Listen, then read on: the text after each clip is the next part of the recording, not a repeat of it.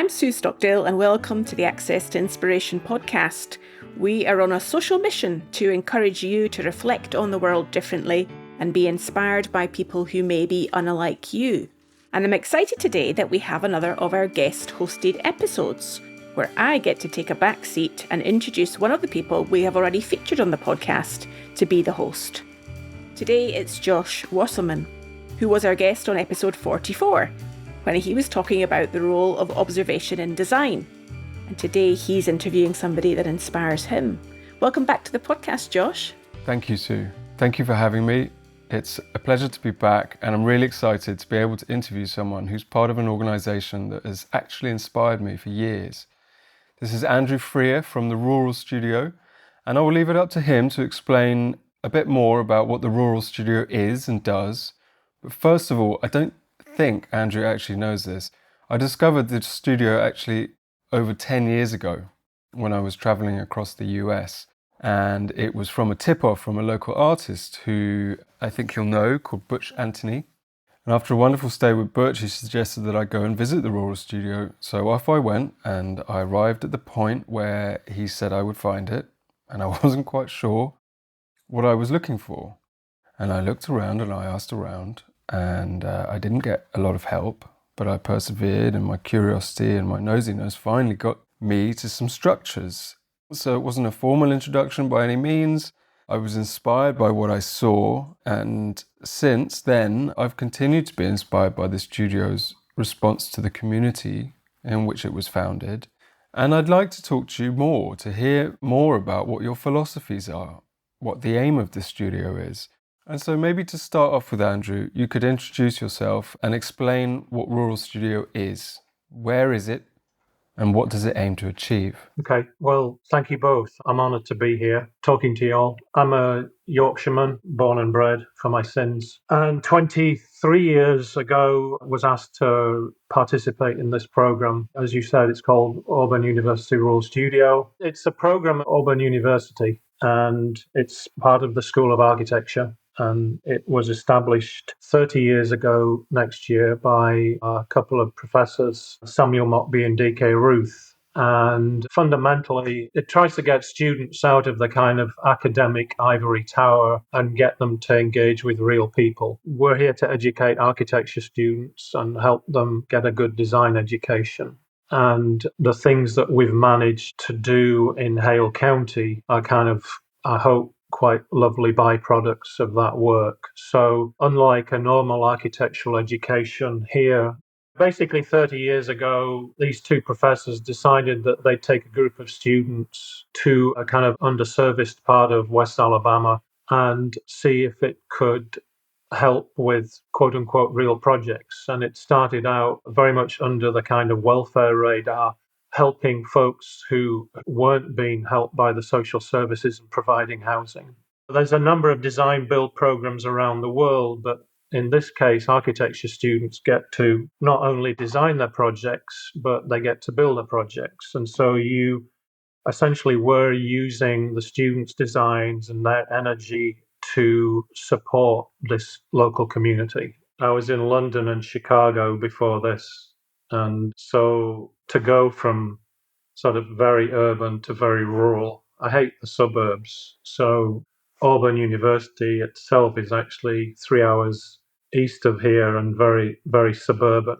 And so to come out here, it's rural. We're on the western edge of the civil rights triangle, as I call it. We're about 45 minutes west of Selma. So Selma, Montgomery, Birmingham. And 15 minutes to the east is Marion, Alabama, where Coretta Scott King was born. So this place was very much one of the foundation roots of the civil rights movement out here. It's still there, and we sort of live with that every day. But the rural roots of the movement were very much in a place like this. And I think this particular program, because it's been here for 30 years, we've become really embedded. I hope we've become trusted as a neighbour. It's one of those things where there are programs like this, but they tend to sort of helicopter in. So they might go somewhere else in the world and build a clinic or build some housing, but then they leave. And the difference here is that we essentially have gone into the backyard of the university. We live here.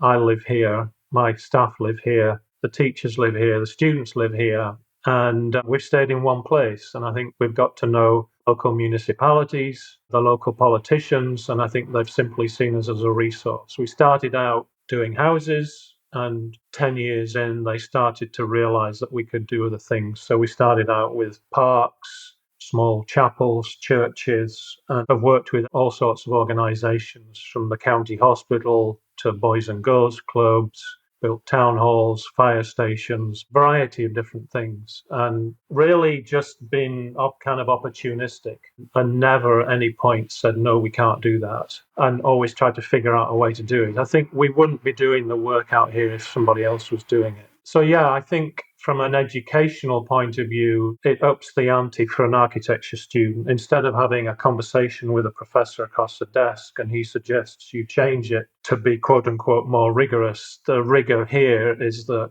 I'm going to end up building it. I am going to end up building it, and I want to make sure it doesn't leak and that it's beautiful, right? So that's really the aspiration. And we're an undergraduate program, so we have typically about 12 fifth-year architecture students, and they're basically here to do a project. So they can be here anything from 9 months to 2 or 3 years. You can't really build a town hall or a fire station in 9 months. And so we spend about 9 months getting to a point where we can start building. So we rely on those folks volunteering at the end of their time to do the project that is at hand, and we voluntarily support them to do that. So it's a kind of a social agreement between us and the students and the community. So you engage with the community through a project, like Newburn Library, for example, started. The 5 ladies came to me and were bulldogging this idea of a library because there's little kind of after school programs around here and no broadband internet. And they said, we want to get broadband into the centre of town. We want to offer after school programs for the kids. And so that was 3 years in the fermentation process. And then 2013, we were able to hand it to a student team who gave the design and the building some legs. So we converted the old Bank of Newburn into a beautiful little library that I think people are blown away by. So yeah, the rigor is that we're going to live in this. Somebody's going to use this. So it ups the ante in terms of the game that is played. It's not game anymore, it's real. And the other challenge is that typically the fifth years are working in teams of 4. So what you see on the website is projects that are built by teams of 4, and they really grow up because they run meetings with clients, they run meetings with consultants, they're running the project, they're running the budget, they're raising money. Newburn Firehouse, they help the community raise $100,000 in materials donations for the project. So they become very entrepreneurial, but it's a nice way to engage with the community when you've got a joint project to go for.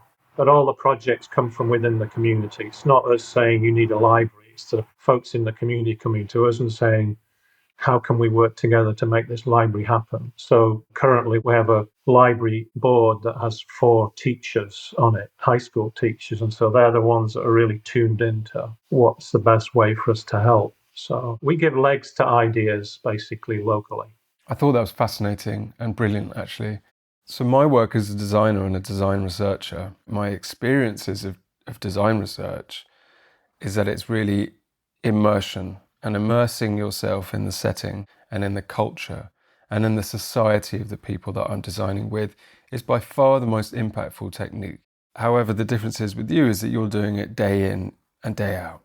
You're really never not at work, I suppose. The feedback, it's amazing. I mean, we've done over 200 projects in about a 20-mile radius. They're scattered. It's not particularly obvious, but maybe some of the designs are obvious when you see them. But the feedback loop's remarkable. Of course, if you do great, you don't hear anything about it. But if you screw up, you definitely hear about it. But from an architect's point of view, as a teacher, to have this kind of catalogue of buildings, at the beginning of every year, we go choose some and we just walk around them and the gloves come off. Because it's like you can tell where you did okay, and the building projects are only a very small part of it. Supporting the organisations financially, culturally, emotionally, that's the biggest challenge in a place like this. It's not just the initiators of the organisations or the initiators of the project, but it's sort of second and third generation that are important, because the first ones, they get worn out by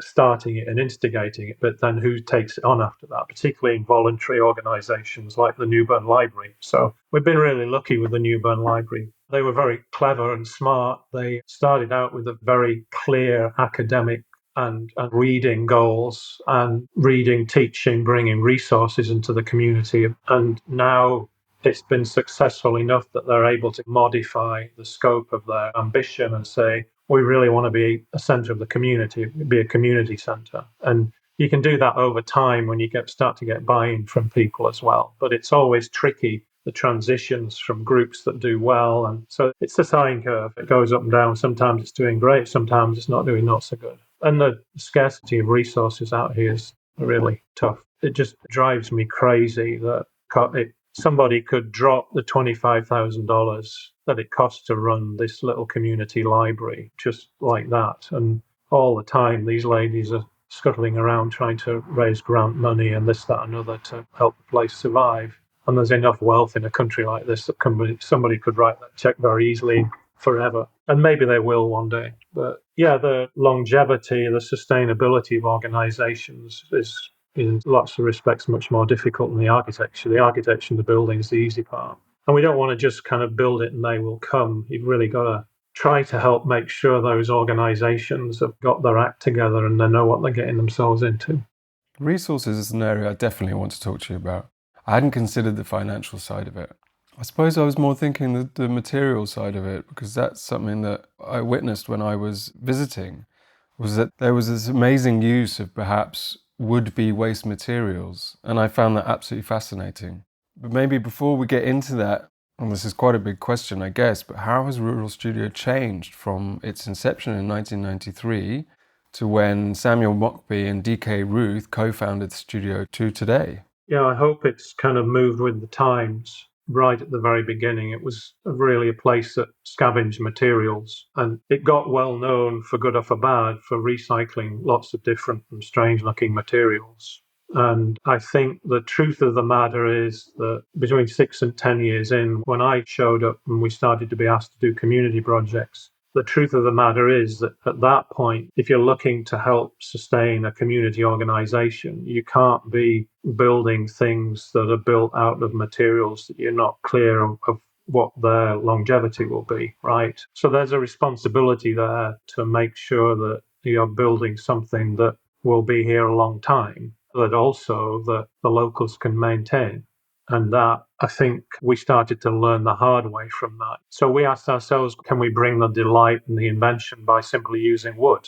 We're right slap bang in the breadbasket of the timber industry of the United States. It's the most sustainable way to build locally and renewable and screws the planet up the least. And so shouldn't we be building out of wood instead of kind of strange and wacky looking things? And if you do that, people can also fix it themselves rather than building it out of something that's necessarily strange. So I think in some respects it was responsibility. It was really, in our view, more sustainable. In the late 90s, we built a house out of carpet tiles amazing house out of carpet tiles for Lucy Harris. That's remarkable. And it's these stacked carpet tiles that has incredible insulation value and really good thermally. But it's also in an area that gets lots of tornadoes come through there. And every time they come through, I'm like crossing my fingers, because if that thing gets hit, they're not going to be able to fix that themselves. And so there's some responsibility that we take. You've got to be careful of the thing that you help people with, right? We've learned the hard way through that. There was lots of invention and creativity, but the restrictions are actually better sometimes. And that's where it really asks you to be creative and inventive. So we very much moved towards wood, and I think it's really honestly just been a responsibility that we, instead of it being what can we do, it's like more today, it's what should we do. I mean, we've been here 30 years. We've got a legacy of projects. We can't be the maintenance man on all of those projects. And we want people to take ownership of a house or a home or a building and be able to fix it themselves. And there's lots of other ways to be creative instead of with strange materials. So I would argue is where the studio has gone. In about 2003, with our house projects, we were doing a single house for a single family. And the house was always about a particular family. and frankly quite idiosyncratic. And at that moment, I started to get frustrated that there wasn't a building of knowledge. And right at that time, the landscape was transitioning from shacks into trailer homes. And these trailer homes, they're financed like an automobile, and they last about as long as an automobile. So people are getting ripped off with these things. So I'm not saying they're neither better nor worse than a shack. In some respects, they're worse than a shack because at least the shack will fall into the ground and disappear. The trailer, they're built with questionable materials, their dimensions so that they can be taken down the road. So we said, could we come up with an affordable home that anyone and everybody could afford? At that time, we put the price tag of $20,000 on it because that was about $100 a month in rent or in mortgage. And we've been working on that ever since. And every year we build one or two of these houses as prototypes. And 4 years ago, we established a thing called the Front Porch Initiative, which is now actually building these houses all across the southeast. And we've got 12 different partners that are building these homes. So for me, it's incredible that we can test something here.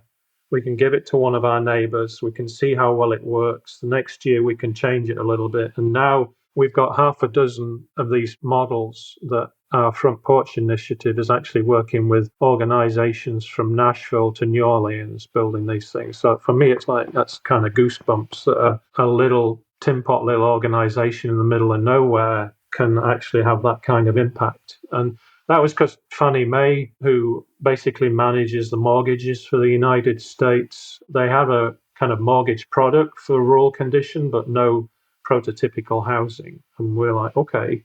And it was odd for us that they would come to us that we're the only game in town that's doing rural housing. This seems outrageous. So I think we've started, because we've been in one place, it's not only the place, but it's also kind of rural issues, systemic rural issues, whether it's insecurity of food, housing. Housing's number one. We've always been a housing-based organization. We believe that good housing is a basic human right, frankly. We're working with an organization trying to figure out how to deal with wastewater, because the ground around here doesn't perk very well, so you end up with sewage sitting on the surface.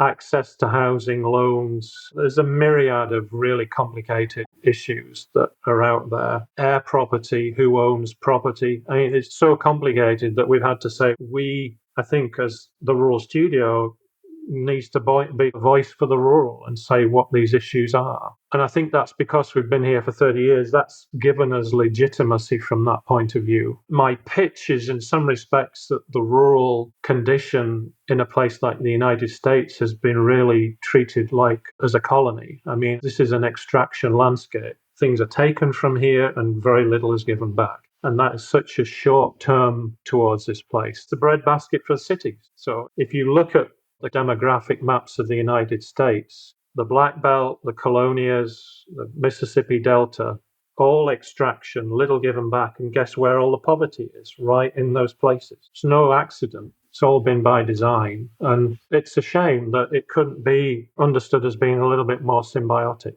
I mean, there's 70 million people living in the rural condition that's remained at 70 million for the last 120 years. So rural isn't dying. It's just city has gone up through the roof. The urban condition has gone through the roof, but they're still taking from these places. So, and I think it's short-sighted. I mean, there's many issues with the world. I don't know that this is the biggest issue, but maybe it leads to the political situation that we've got, that there's a lot of people feel that they're disenfranchised. So, I mean, locally, I can tell you that they don't really think it makes much difference whether the Republicans or the Democrats are in charge in Washington, because Washington feels so far away. And that's tough in a country that is this big. But generally, folks here would like decent internet and good healthcare and decent housing, all the things that you want in cities. It's not that much of a mystery. My internet, my house, I have this dashboard the internet provider gives me, and it proudly states that my internet service is 1,140% slower than the national average. Whoop-de-doo. Isn't that great? I think the pandemic proved that if you have good connectivity, you can live in these places, and people actually were interested in living in these places, and there's great creativity and vitality. And I think the other thing that I always wonder is, like, why Josh from your point of view, I was having a conversation with somebody the other day and sort of wondering why there's sort of a lack of imagination for the rural condition. And particularly from a design point of view, it's like, why is design considered like an urban thing? It can't be for rural. Why is that? Is that just a kind of subconscious thing? We like to think that we bring young folks into a place like this and they bring energy and it breaks down some boundaries, class boundaries, race boundaries, misconceptions about this place. And that, I think, is a good thing. The world is full of these bubbles at the moment. So the news is what I want and what I want to be fed, and it's all from the people that I agree with. And here, I agree with most of my neighbours, but we have to get on, we have to communicate. And that, I think that's a good thing. It feels like I'm not in a bubble, although the Royal Studio is kind of a liberal bubble, of course. We all want to save the world and do good and all of that. But it is interesting for me to come to be from here and how sort of little is known about the rural condition. 3 or 4 years ago, I was invited to go to Harvard to do a fellowship. And it seemed like I was invited as the kind of the rural guy. It was like, what's that? This is great. And I've got too many questions to cover in the time that we've got. But everyone's ideas that I'm trying to get my head around. And one of them is, I'm sitting here thinking, do architectural studios work like that here? Do they work like that in London? And I don't know the answers to that. And I don't think I probably quite have the right question, but it's around growth and where you were situated, and you've still got a low population, and that belt across the states has essentially been maintained, as you said, the same population for a very long period of time. And as a designer, to answer a little bit about your question before, a lot of my work comes from cities, especially hyper-growth cities and fast developing countries around the world, because I think this is where money grows. There's more people, money, taxation. And if Rural Studio's goal is not to enable first growth, then what happens if suddenly your community does start growing rapidly? Can you still support it? And how does that change? And if not, then what are these core values that you feel you can bring to a community, whether it grows or not? Well, I think we would probably fundamentally say that people and place really matter. That's what matters most in the world, I think. One of the things that's happened with the kind of the industrialization of agriculture and the industrialization of food production is our little towns are now scattered and dotted with fast food restaurants. So they've lost a lot of their identity, because a lot of identity is brought through food and the way that it's served and presented. When we go to Italy, we like going to Italy because we go to a different town and the food's different in the town.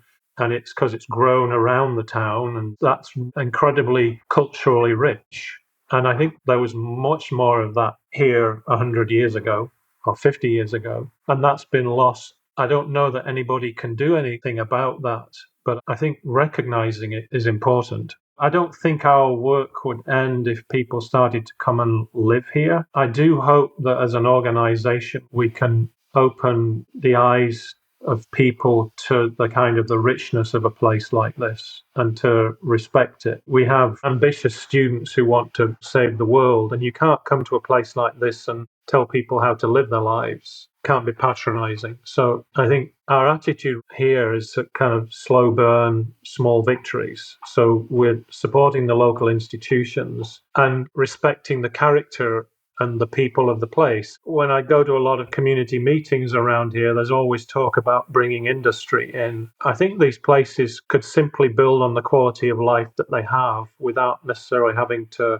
have industry come in and change the tax base. I think it's sort of recognizing what is inherently good about a particular place. We have an incredible local hospital here that is totally bucking the trend of rural hospitals. And it's nothing to do with the Rural Studio, it's nothing to do with that. It's got an administrator who cares deeply about the hospital and the services that they can provide, and has really tried to understand what role that they can have in a local community. They're the second largest employer in the county, so it's hugely important. And they've tailored their offerings, particularly in things like physical therapy, to be able to compete with institutions in Tuscaloosa or in Birmingham, where people would drive here to a place 50 miles or 90 miles away.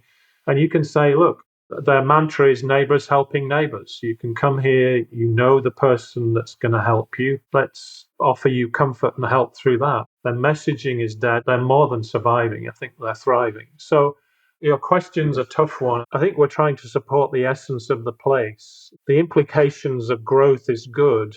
Is kind of growth can be bad. Our capitalist society means that we're always trying to push the prices down. If I get a lot of people moving in here, guess what's going to happen? Land prices will go up, house prices will go up, and then we lose the people that we're trying to work with. And so it changes the community drastically. And it's an odd thing, and I think I can say this. It's like our school system has a terrible reputation. And I think that's stopping a lot of folks coming and living here just because it has a bad reputation. I don't agree with the reputation whatsoever because my daughter was in there and I thought it was fantastic. But it has meant, I think, that we haven't had people coming in and changing the demographic drastically. And actually, I think that's a good thing because I lived in Chicago in the mid-90s and I lived in neighborhoods where it was like a swarm of locusts came through. The locals were moved out.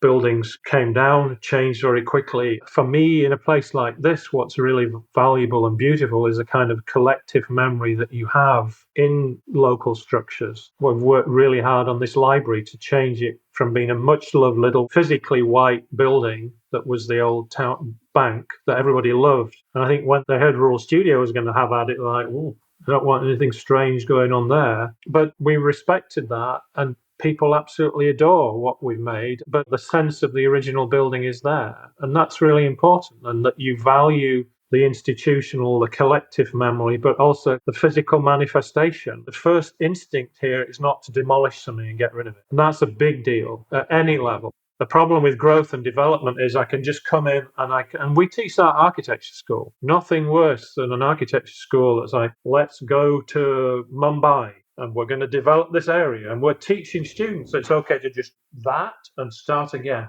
Great message, right? Talk about colonial. And there's value in all of this. I think people laugh at, we have a building called the Red Barn that's our design studio. That's a rickety old barn. We've actually just been given that building and we've been designing in that building for the last 20 years. And it has an incredible presence in the downtown area. And for me, it would be a travesty to knock that thing down. So we're trying to figure out how to just make it a little bit more comfortable in summer and in winter, but that it retains, it's not from a sentimental point of view, it's from a philosophical point of view. This building is important. The resources that we're putting into this building is important. Why is our gut instinct to just level it and start again? Nah, come on. You can be more inventive than that and creative than that and sustainable, honestly. Our throwaway society is just, oh dear. It's interesting. I see students coming through our program who haven't learnt from their parents how to fix things. So it's becoming more and more difficult to have a hands-on experience because folks don't even know how to change a light bulb, let alone how to swing a hammer.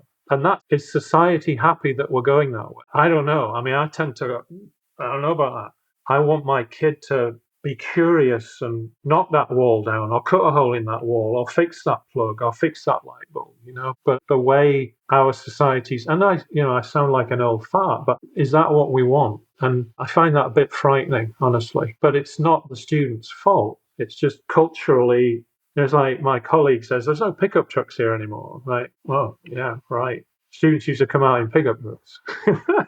The architects that are visiting this place this semester are not tooting our own horn, but we've got the greatest architects in the US visiting us all the time who are so passionate about their work. They love this place and they like the way that the students are empowered.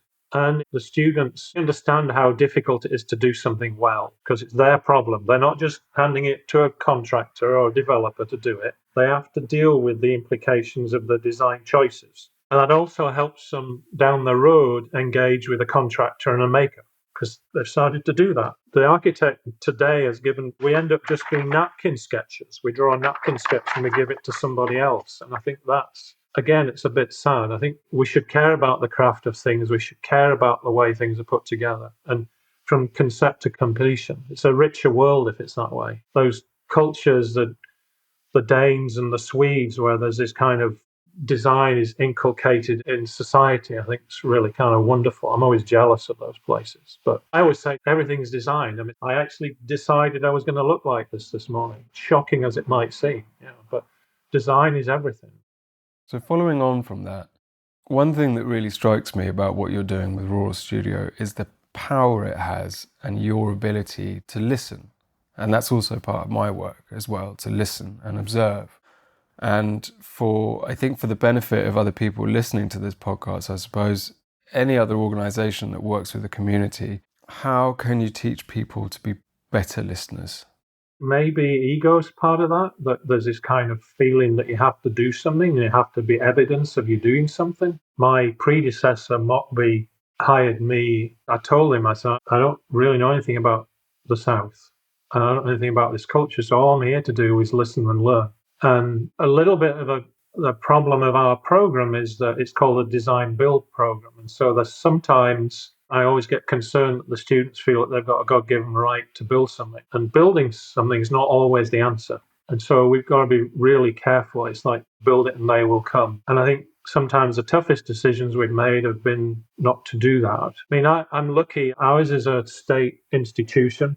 It's a land grant institution at Auburn University. It's a remarkable idea. The university has an office in every county in the state. So there's 67 counties, I believe, in the state of Alabama, and everyone has an office in it. And they're there to help the locals, and that's their job. And it's like the sad part of it a little bit is it's been undermined by the internet, but there is literally a physical presence of the university in every county. And what an idea that you can bring the kind of resources of a university to help, whether it's through health or farming or education. That as a kind of listening model, I think is superb. You embed people in a place, you have local people employed there, you can talk about real issues, you're not helicoptering folks in. I think to answer your question, often the most difficult problem's right in front of you, and you don't have to go somewhere else. Look in your own backyard and listen. And I think that's honestly all that we've done. In that respect, I think we've furthered the university mission in doing that and kind of up the ante by building things. It's always really difficult. I mean, I look at many programs that go overseas and do things, and I have no idea how you decide to help somebody. It's like, are you really helping? Are you really helping? Someone saw you get off the plane, they came up to you and they said, yeah, I want help. It's like, well, I don't know whether I'm doing more harm than I'm doing good. And we've certainly gone through that process here, and we learned from it. We didn't leave it. And again, I think very often the most difficult problems are right there in front of you in your own backyard. You don't need to go somewhere else. The other thing I try to encourage our students, it's funny when you see photographs of architecture in the world, there's so few of the photographs of architecture with people in them. Well, there certainly used to be. I think there's much more of a fashion today that we've had a photographer, Timothy Hursley, who's this most unassuming, humble guy, has actually followed us for 30 years. And he, right from the beginning, has always photographed people in the homes. And we actually delight in the way that people live in these homes and in these community projects. We're not sort of offended if they do something that, oh my goodness. For me, it's like they've taken ownership of it. I hope we're not sort of snobby about our architecture. The greatest joy we have is if you own it. Paint it pink. It's great. It's all right. Don't worry about it, I think listening, you have to bury the ego somewhat. It's like you don't have to fix every problem and not understand what the problem is, but understand what the real question is. Getting to the right question. That's the deal. I think you're absolutely right. Yeah, you're absolutely right. One of my biggest hang-ups of being a designer, and certainly this is a symptom of design agencies of the past, is it felt very much like there's something to be made and there's going to be an educated white guy that's going to design it and make it and hand it over and say, this is what you need. And to a degree, I think this is one of the issues with anything that's mass produced, in that there's a lack of ongoing responsibility. I don't think Rural Studio is lacking in that. I think because you live in it, because it's part of your community, people can design and make things that cost a lot of money, going years into production. People buy them, and that's often the end of that relationship. It's very transactional. Looking at from an ecological perspective, that means things aren't designed to be used for a very long period of time. Things aren't designed to be fixed, repaired, upgraded. And this is very late in the game, but I believe that there is a shift that we're going to see and really, really catch on, certainly from this moment. And it appears to me that you're very progressive in that sense.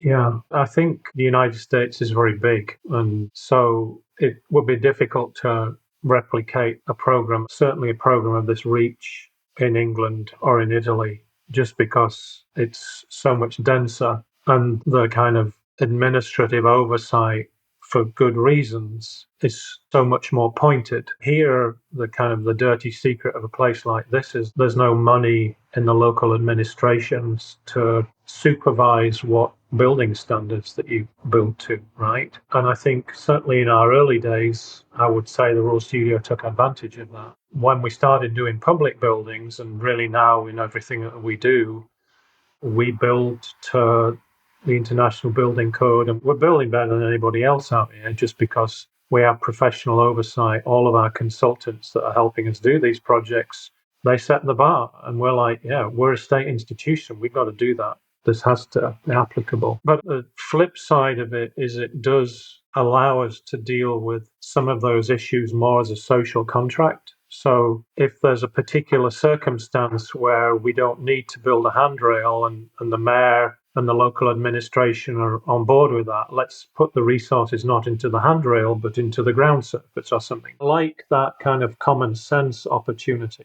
That's not about, oh my goodness, if we don't do it, we're going to get sued. It's more, what's the best way to use the resources? That, yes, can be about beauty, but also can be just simply about appropriateness. I was in Norway for a little while, and in Trondheim, they actually had a section of the city where they deliberately were questioning the building regulations and saying, well, let's take a little piece of our city and make it so that these can be questioned, because they can sometimes be a total waste of resources, and not that they're not well-meaning, but that, again, can we do this case by case and actually ask the question? So I think we've been able to do that at Royal Studio, certainly more recently. I'm wondering, Andrew, if there was one bit of advice you would give to our listeners who may not be in architecture or design, but there are some important principles for life that I think you're sharing with us here, what would be your one bit of wisdom you'd want them to leave with? One bit of wisdom.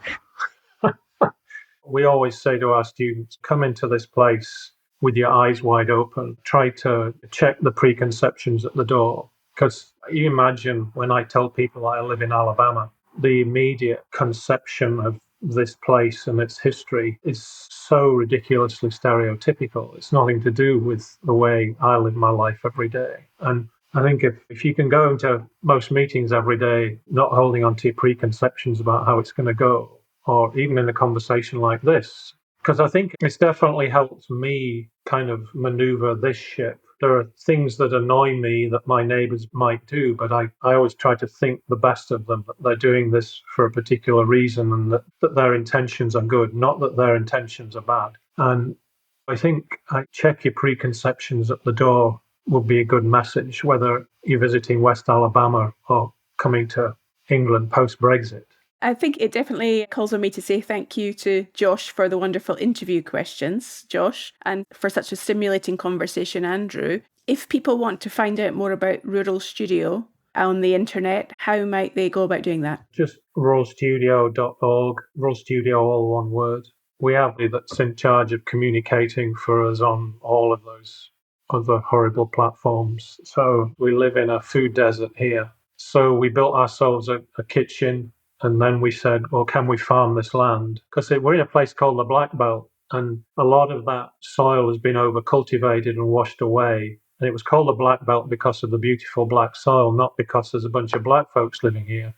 It then was cotton propagated, so it's been poisoned. But now we've built our own farm infrastructure, and every student at the Royal Studio works in the farm. We produce 7,000 pounds of vegetables every year, and we're super proud of it. And we have a farmer who's a biologist, just completely showed up by chance. And he's made it very clear that it's a soil project. This is about caring for the soil. This is not just about the stuff that's coming out of it, but care for the ground, and therefore care for the place, and look around you and understand why there's nothing growing here anymore. But make the soil, make the foundation, the project. So check out the farm, Royal Studio Farm. It's really amazing. I'm very proud of it. Sounds wonderful. Thank you, Andrew. Thank you, Josh. I'm sure you could have asked many more questions. Thank you, Sue. Yeah, I could. Pleasure to meet you both. Thank you. Thank you, Sue. Huge thank you, Andrew, and that was very inspiring. Well, that was the final guest-hosted episode for now.